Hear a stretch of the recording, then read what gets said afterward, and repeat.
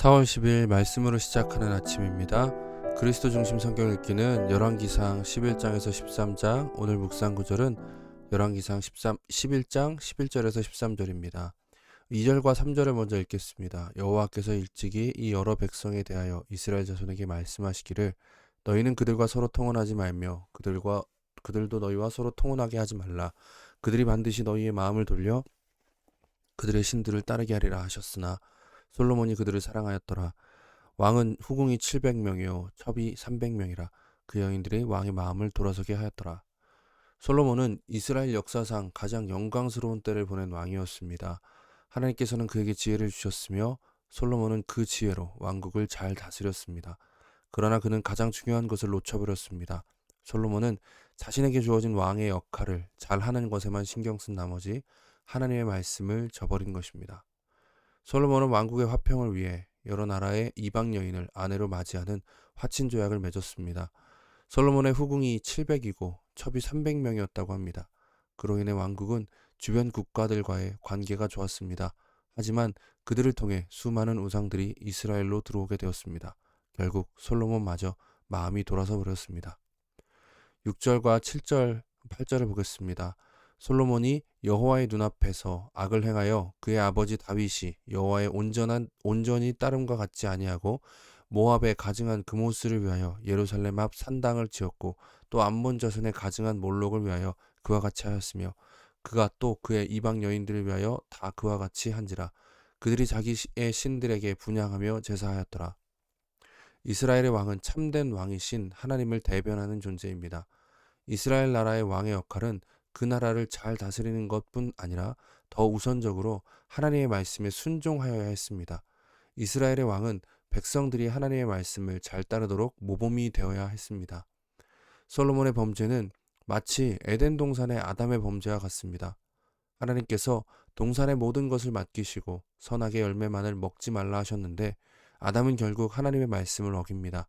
자기가 좋아 보이는 것을 택한 것입니다. 하나님께서 솔로몬에게 이스라엘의 영광을 주셨는데 솔로몬은 하나님의 말씀을 어깁니다. 신명기 17장 17절에서 19절입니다. 그에게 아내를 많이 두어 그의 마음을 미혹되게 하지 말 것이며 자기를 위하여 은금을 쌓지 말 것이니라. 그가 왕위에 오르거든 이 율법서의 등사본을 레위 사람 제사장 앞에서 책에 기록하여 평생에 자기 옆에 두고 읽어 그의 하나님 여호와 경외하기를 배우며 이 율법의 모든 말과 이 규례를 지켜 행할 것이라. 모세의 율법에는 이미 왕의 규례가 기록되어 있습니다. 거기에는 분명 아내를 많이 두어 그의 마음이 미혹되게 하지 말 것이며 라고 기록되어 있습니다. 대신에 율법책을 가까이 하여 하나님을 경외하고 말씀을 지켜 행하라고 되어 있습니다. 솔로몬은 이 모든 일에 실패했습니다. 열왕기상 11절에서 13절을 보겠습니다. 여호와께서 솔로몬에게 말씀하시되 내게 이러한 일이 있었고 또 내가 내 언약과 내게 명령한 법도를 지키지 아니하였으니 내가 반드시 이 나라를 내게서 빼앗아 내 신하에게 주리라. 그러나 내 아버지 다윗을 위하여 내 세대에는 이 일을 행하지 아니하고 내 아들의 손에서 빼앗으려니와 오직 내가 이 나라를 다 빼앗지 아니하고 내 종 다윗과 내가 택한 예루살렘을 위하여 한 지파를 내 아들에게 주리라 하셨더라. 하나님께서는 솔로몬에게 2번이나 말씀하십니다. 그리고 결국 이 나라를 내게서 빼앗아 내 신하에게 주리라고 말씀하십니다. 그런데 놀라운 말씀이 이어집니다. 하나님께서는 다윗을 기억하여 솔로몬에게 말씀하신 일을 즉시 행하지 않으시고 아들의 때에 행하신다고 합니다. 사무엘하 7장 14절부터 15절입니다. 나는 그에게 아버지가 되고 그는 내게 아들이 되리니 그가 만일 죄를 범하면 내가 사람의 매와 인생의 채찍으로 징계하려니와 내 아가 내 앞에서 물러나게 한 사울에게서 내 은총을 빼앗은 것처럼 그에게서 빼앗지는 아니하리라. 하나님께서는 다윗과 맺으신 언약을 지키십니다. 징계를 하시지만 버리지는 않으십니다. 본문은 이어서 솔로몬의 대적들에 대해 다룹니다.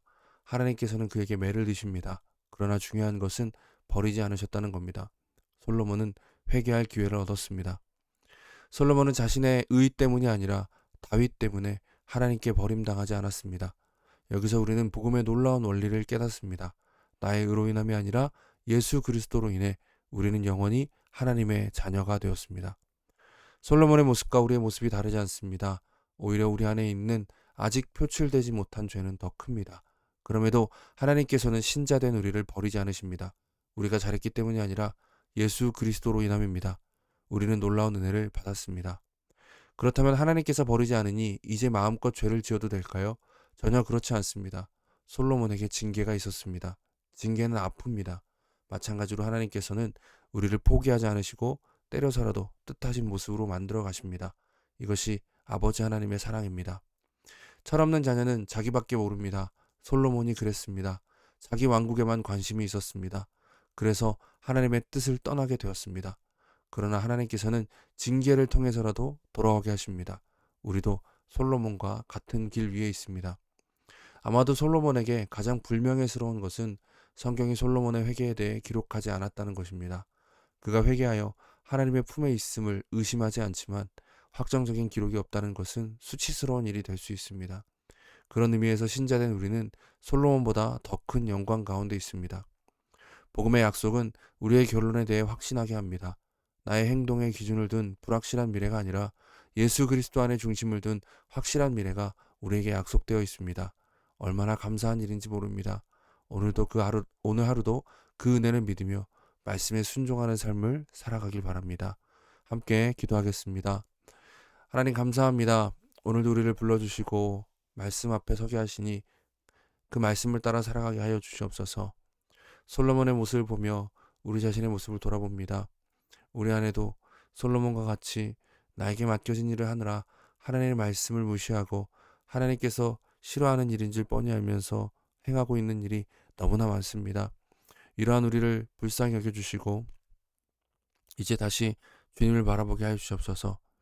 나의 의로 말미암음이 아니라 예수 그리스도로 말미암아 우리를 하나님의 자녀님의 자녀 삼아 주신 주님, 그 사실에 감사하며 오늘 우리에게 주어진 삶을 감당하게 하여 주시옵소서. 철없는 자녀의 모습이 아니라 조금이라도 철든 모습으로 주님을 생각하는 우리의 하루가 되기 원합니다. 오늘도 주께서 우리를 통해 영광 나타내실 것을 믿으며 주님께서 우리의 모습을 통해 기뻐하기를 바랍니다. 감사합니다. 예수님의 이름으로 기도드립나이다.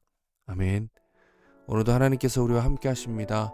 주님의 능력으로 살아가시고 예수 그리스도로 말미암아 하나님 우리를 기뻐하신다는 사실을 잊지 않으시고 그 기쁨에 합당한 삶을 살아가는 우리 모두가 되길 소망합니다.